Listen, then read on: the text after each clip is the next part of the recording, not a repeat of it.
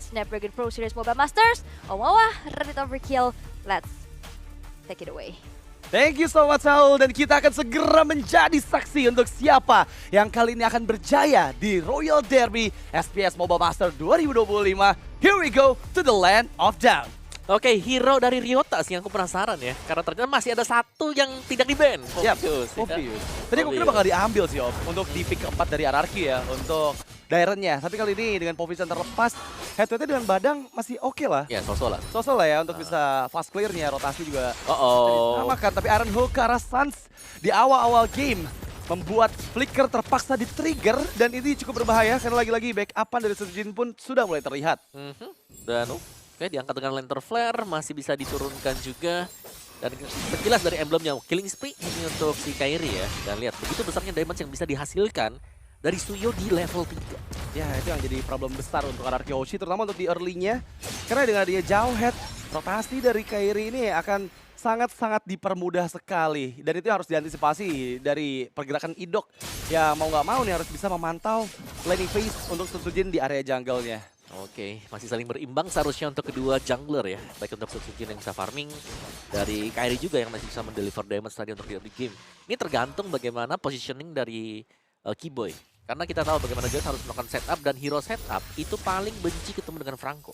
Iya, hero setup paling benci ketemu dengan Franco, dan itu yang terjadi sekarang ya. Iya, sekarang kalau dia sampai sembunyi di rumput, terus tiba-tiba ada Iron Hook yang datang ya.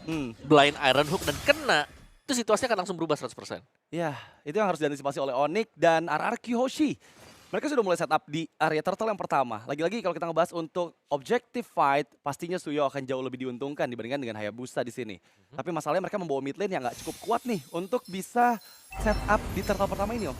Iya, ini setup turtle yang akan cukup impactful ya untuk siapapun juga terutama. Tapi setuju kalau kita lihat level 5 berhadapan dengan Kairi yang sebentar lagi juga akan level 5. Jadi harusnya sama-sama kuat nanti di turtle. Tinggal jalur rotasi, dan Darren kelihatannya lebih tertekan nih kalau kita bicara soal di XP. Tapi ya Ryota kehilangan beberapa bar HP-nya. Rins menghindar dengan Crimson Beacon, Darren pun masuk. Tapi Shadow Kill dikeluarkan. First blood karena Kairi, dan retribusi on point dari Sujin. Mendapatkan banyak sekali keuntungan. Lorihan pun membuat double untuk Dairen, keuntungan berlipat RRQ Hoshi. Wow, mistakes terjadi tadi untuk Onyx di mana mereka ya start turtle-nya, tapi agak sedikit ragu juga untuk mempercepat turtle tersebut, dan tiba-tiba dari bagian belakang juga ada Sujin yang sudah melangkah dengan quad shadow-nya. Dan itu yang tadi aku mention karena Suns di sini belum terlalu powerful juga. Oh, ada Iron Hook yang connect memang, tapi Kairi terlalu dalam. Quad shadow memang berhasil di-trigger dan membuat Kairi pun hilang. Pertukaran Idok dan juga Kairi menjadi hal yang sangat merugikan untuk Onyx. Dan dari Onyx-nya mereka butuh waktu ya untuk beberapa hero mereka. Cecilian harus bisa farming juga, cari stack yang cukup banyak. Untuk Kairinya juga pun demikian. Dari item attack speed-nya 1 lah mungkin untuk item attack speed-nya baru bisa join bot fight. Jadi kita belum melihat adanya aksi yang terlalu banyak yang bisa diberikan dari Xavero. Dan tadi Suns mungkin di hari-hari yang kemarin dia itu bisa nge-backupin karena lagi menang. Nah, kayak gitu tuh. Langsung ada Iron Hook yang blind ke arah seorang dari Keyboy. Dan kali ini Keyboy memang terpaksa harus mundur lagi, reset up lagi, re-ambush lagi dengan HP yang sudah menghilang. Dia nggak boleh kalau nggak recall. Dia harus recall dulu dan memberikan backupan karena di bagian bawah sekarang Xavero yang dituju. Tertangkap Fist Crack. Ryota masih cukup aman, tapi Kairi 1v1 situation dengan Sujin. Shadow Kill! Kembali Sujin yang membuat Kairi hilang. 3 poin dead di awal. Cukup merepotkan. Ya, dan lihat pressure masuk terus-terusan juga. Rins membuka Crimson Beacon. Oh, tapi dia udah nggak punya escape kah? Masih ada flicker dari sergapan ejector yang di-trigger oleh Keyboy. Dan Xavero, pressure tidak henti dilakukan oleh Rins dan juga Idok. Ya, tarikan demi tarikan ya. Iron Hook ada, Lantern Flare juga masih ada tadi. Meskipun Crimson Beacon dan Flicker terpakai, tapi ya itu adalah pressure untuk Xavero sendiri sehingga tidak nyaman melakukan farmingan di bagian bawah. Turtle akan segera spawn juga, tapi dengan solo kill yang sempat didapatkan tadi oleh Sujin akan membuat dia sangat fat. Ini terutama untuk di early game. Hayabusa 2 point kill, 3 assist. Wow. Ini akan cukup bisa langsung men-trigger turtle, ditahan saja dengan Hayabusa. Ya, ini 100% kill participation dari Sujin sejauh ini ya. Dari total 5 poin kill, dan turtle yang kedua setup lebih matang dilakukan oleh RRQ Hoshi, dan Retribution jauh lebih on point. Sujin kembali memulai peperangan dan quad shadow yang inisiasikan ke arah Keyboy. Tapi kali ini tertangkap kembali, Infernal Pursuit di-trigger, dan yap, itu dia Ryota, korban jiwa dari Onyx yang kembali didapatkan oleh RRQ. Yap, dan bahkan Toei sudah memiliki sebuah Stallium Sight Yang pertanda ya akan jauh lebih cepat juga untuk bisa nge-deliver damage. Wah, ini non-stop aggressive play dari seorang Sutsujin yang memang sekarang membuat Suns kehilangan kembali flickernya. Dan mereka mendapatkan mid turret dengan secara cuma-cuma tanpa ada trade sama sekali. Ini cukup one-sided di menit kelima loh. Ya, cukup objektif ya permainan dari Arki Hoshi. Carry bahkan sempat untuk diganggu. Tapi masih punya retribution ya. Tapi Savero. Oh no, say goodbye to Savero. Dan Savero nggak bisa kemana lagi. Purify memang masih available tapi nggak perlu di-trigger karena dia nggak bisa selamat dari 5 player RRQ. Oke, 5-man show tadi dari Arki Hoshi. Benar-benar fokus untuk mendapatkan Savero juga di bagian bottom. Membuat ruang gerak lebih bagi Toei sekarang untuk bisa farming. Untuk bisa mendapatkan objektif turret. Dan di bagian top akhirnya ada dorongan ya. Ada dorongan lane yang memang bisa dipanjangkan tadi oleh Kairi. Tapi hanya sebatas di sana. Dia akan terhenti juga. Wah, ini sebenarnya udah mulai 3 lane yang dipegang oleh RRQ ya. Karena lagi-lagi mereka berhasil menguasai semua situasi di early game tadi dan membuat power dari Jauhead dan juga Suyo ini nggak bisa dimaksimalkan oleh Onyx. Dan kali ini Kairi pun tertangkap. Meskipun ada pemulihan yang dikeluarkan dan targeting karena Keyboy membuat Keyboy tereksekusi. Sutsujin masuk dan double kill didapatkan. Kali ini mencari karena triple kill. Terkena efek stun dari Blade Surge tapi Sutsujin still survive. Bahkan korban jiwa ketiga Ryota pun down. RRQ benar-benar mengganas di menit ke-6 ini. Ya, di menit ke-6 bahkan ya, untuk shield base turretnya sudah pecah oleh Onyx. Mid, area mid yang dikuasai oleh RRQ Hoshi. Ini belum turtle yang keluar juga. Mereka akan bisa kembali melanjutkan team fight-nya. Mereka bisa memaksakan team fight-nya. Karena atribut menang, level menang, item menang juga. Dan tidak akan ada ruang yang terlalu banyak bagi Onyx sekarang untuk bisa keluar. Karena RRQ Hoshi dari tadi mereka mainnya 5-man show. Iya. Mereka jalan, mereka berlima. Sangat jarang kita lihat mereka terpisah. Dan ini benar-benar gila banget sih RRQ. Di pembukaan match Royal Derby membuat Onyx seakan-akan dibuat gak ada space untuk mereka bisa mendapatkan farm ya. Karena lagi-lagi kalau kita ngebahas farm, Savero butuh banget. Karena sejauh ini dia kena pressure di awal. Satu point death yang sangat berarti ngebuat dia semakin tenggelam lagi. Dan perbedaan 1.200 gold kali ini Om. Ya, ini banyak gold yang jauh ya. Semua bahkan ya. Yep. Semua dipegang oleh RRQ. Dan bahkan ini 4 digit loh untuk goldnya. Oh no. Termasuk roamer bahkan, termasuk roamer.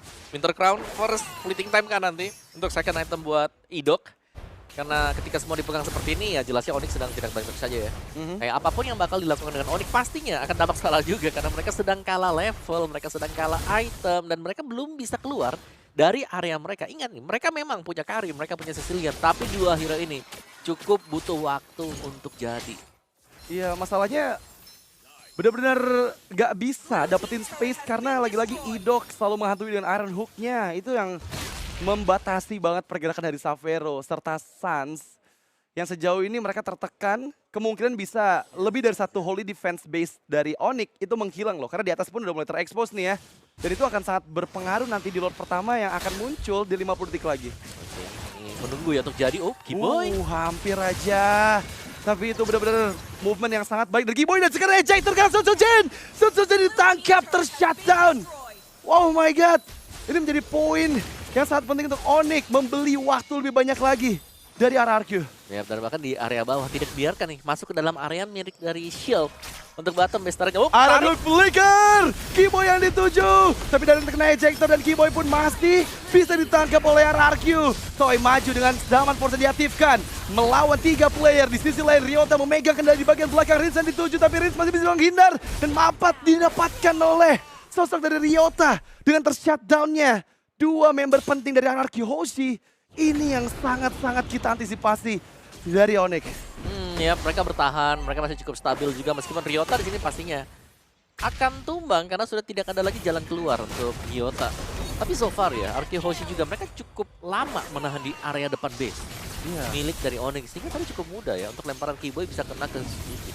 Sebenarnya tadi ada beberapa miss juga ya ketika Quad Shadow yang dia keluarkan tepat berada di depan dari Keyboy. Dan itu yang ngebuat momen dipegang oleh Onyx untuk beberapa saat. Meskipun gap masih terlihat sangat jauh di angka hampir ke arah 7.000 gold. Dan ini masih winning conditions untuk RRQ sih. Kalau misalnya mereka bisa memaksimalkan di Lord pertama dan Lord kedua ya. Tapi lagi-lagi Lord ketiga itu udah mulai power pick dari Suns dan Savero akan bisa meledak. Ya, tapi tumbangnya Sutsujin tadi sih yang membuat kan ada bounty yang pecah lah. Iya. Ada bounty pecah yang bisa dipegang dengan Onyx juga. So let's see sekarang dengan bantuan Lord yang pertama, Super Minion akan jauh lebih dimaksimalkan terutama untuk area mid. Karena tadi untuk midnya, untuk shield turretnya sudah pecah.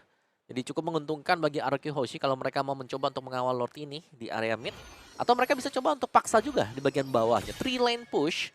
Meskipun ya 3 lane pushnya ini tidak akan jauh lebih efisien sebenarnya. Iya, tapi menurut aku ini kamera kita harus ke arah Idok sih. Karena Idok yang bisa jadi game changer untuk RRQ Hoshi di momen seperti ini. Dan Ejector ternyata dikeluarkan, belum berhasil menyelamatkan nyawa dari Suns. Quad Shadow juga Shadow Kill yang begitu on point dari Sujin. Membuat high ground defense dari Onyx benar-benar ditekan habis-habisan. Sudah mulai masuk Lord ke dalam area base. No more holy defense untuk base turret top lane dan juga bottom lane. Idok masih mencari celahnya. Flicker available untuk Idok. Sehingga siapapun yang dikenakan Iron Hook itu bisa langsung di-convert dengan Bloody Hand. Dan juga Quad Shadow yang di-comment oleh Sujin. Mendapatkan 2 untuk Toy. Dan kali ini hanya menyisakan carry seorang diri tapi ter-wipe out. Onyx hancur di tangan RRQ Hoshi. Wow, RRQ Hoshi lagi dan lagi mereka menciptakan sebuah gameplay yang cukup cepat dan ini yang bisa kita bilang dari kemarin ini cukup meledak dari RRQ Hoshi. Di bawah menit yang ke-10, tadi di bawah menit yang ke-12. Wow. Sudah selesai juga ternyata. Dan early aggression memang dan tarikan Iron Hook dari Idok yang membongkar usaha-usaha dari Joehead untuk bisa melakukan pencurian terhadap